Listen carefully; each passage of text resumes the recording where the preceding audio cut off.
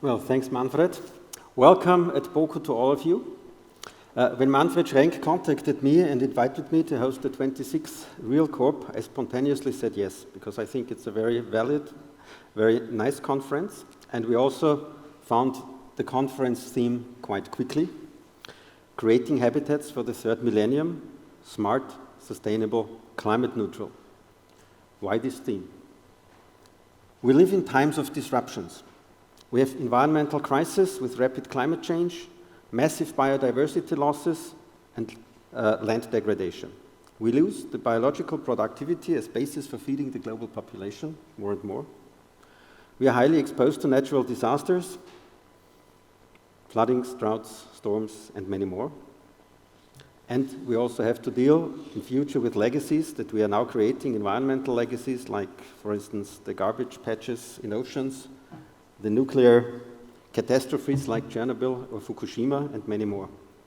We are facing ongoing population growth, which means that we very likely will add resource consumption, energy consumption, and so on, and more environmental pressures. We still have poverty.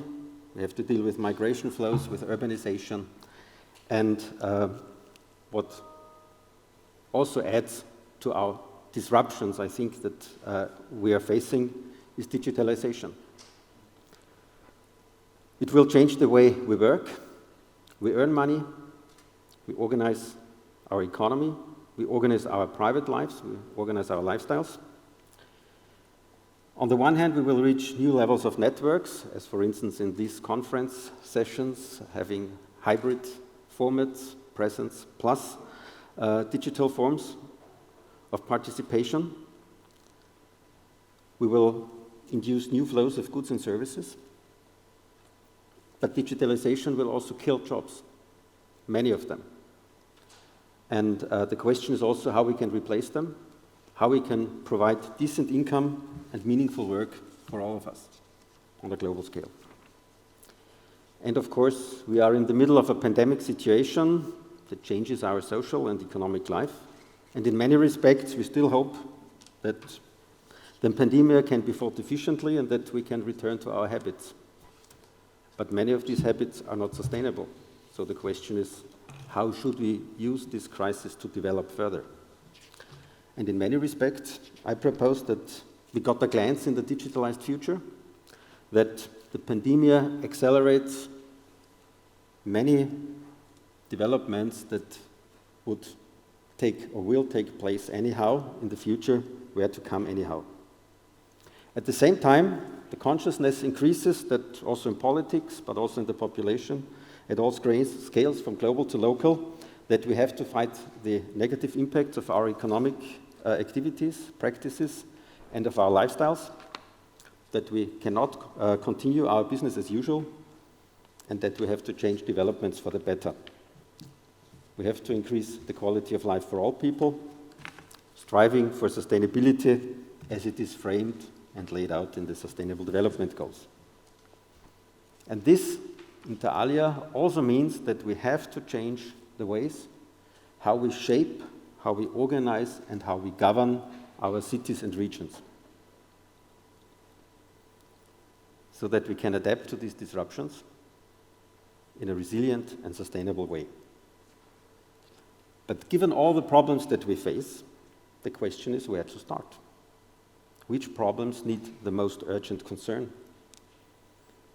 And one might even lose courage, given the multitude and size of the problems that we have to deal with.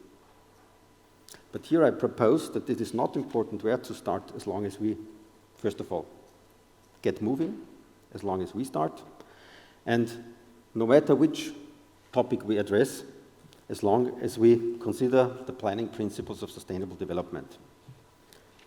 All issues that we are talking about, that we have to deal with, are inherently linked with each other. They are inherently linked like in a grid. Any problem that we turn our attention to would represent one node in this grid, and if we work on one problem, we very likely, or we have the chance to contribute to solutions of other problems at the same time. We've already quoted energy transition and climate protection. One example. If we support climate protection and energy transition by means of spatial planning in a holistic and a systemic approach, and we orient this approach towards sustainability, we will create more energy-efficient spatial structures. What are energy-efficient spatial structures? They are more mixed-use, moderate, dense, compact, organized in short distances. And that means that we at the same time make the cities more walkable, more bikeable, more oriented towards public transport, more inclusive. It's easier to organize the daily life, from housing to professional life, jobs, shopping, recreation, childcare, and so on and so on. And vice versa.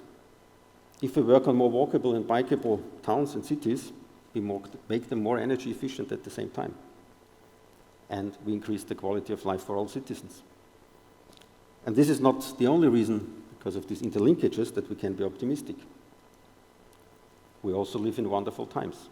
More people than ever have access to education, to democratic participation, to resources and income, and also to technology.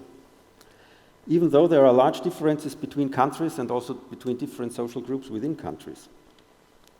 Public awareness for the need to change the ways we organize society and economy to be more sustainable takes shape at all scales, from global to local.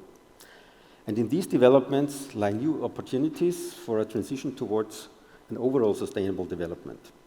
And with this conference, we want to spur discussions on how we can tackle these challenges ahead and how we can promote sustainable development with means of urban and regional planning. We need creative approaches to planning. We need more innovative planning thought, and we need new theories, new ideas, new methods, and also a discussion which role urban and regional planning can actually take in the overall transition towards sustainable development.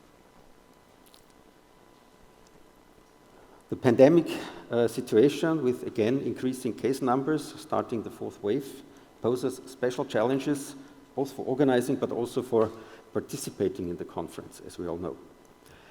Therefore, we chose a hybrid format, but we explicitly wanted to offer the opportunity to meet in real at RealCorp.